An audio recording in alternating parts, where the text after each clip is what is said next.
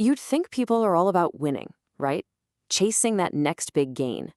But what if I told you that's not quite the full story? Turns out a much, much more powerful force is at play: the fear of losing. We don't just act to win, we act, and usually way faster, just to not lose.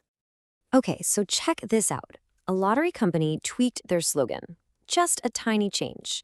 They went from "you could be a winner" to "you could already be a winner." And boom, ticket sales shot through the roof. So what gives? How can one little word, "already," make such a huge difference? Well, the answer is this really fascinating psychological quirk called loss aversion. Here's the deal. The pain of losing something, it hurts way more than the joy we get from gaining the exact same thing. I mean, studies actually show that the sting of a loss is about twice as powerful as the high of a win. It's just baked right into how our brains work. So let's circle back to that lottery ticket, right? You could be a winner. That's all about something you might get. It's nice, but there's no rush. But when you hear "you could already be a winner," whoa, that changes everything. It completely reframes it. Suddenly, it feels like that winning ticket is already yours, and if you don't buy it, you're literally losing it. That fear of missing out, of letting something you basically already have slip through your fingers, that's what makes you act right now.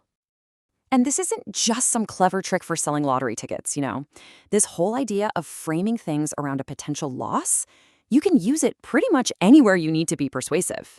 So let's take a look at how this plays out in, say, a business setting. This is a perfect example. So imagine you're selling some new software. You could go with the classic pitch on the left. Hey, use our system and you'll save $1,000 a month. Sounds good, right? It's logical. But now look at the other side. If you don't use the system, you're losing $1,000 a month. See? The money is exactly the same, but the feeling is totally different.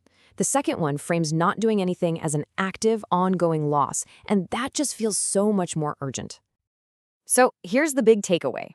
If you really want to get someone to act, it's often way more effective to talk about what they'll lose by doing nothing.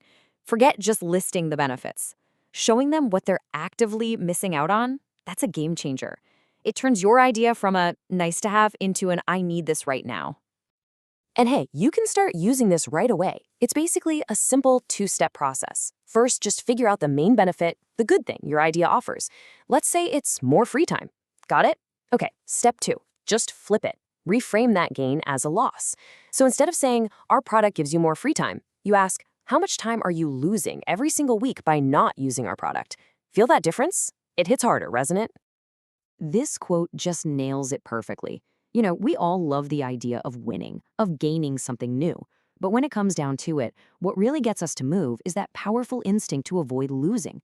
So next time you're trying to convince someone of something, just pause and ask yourself, am I just talking about what they could win, or am I really making them feel what they stand to lose?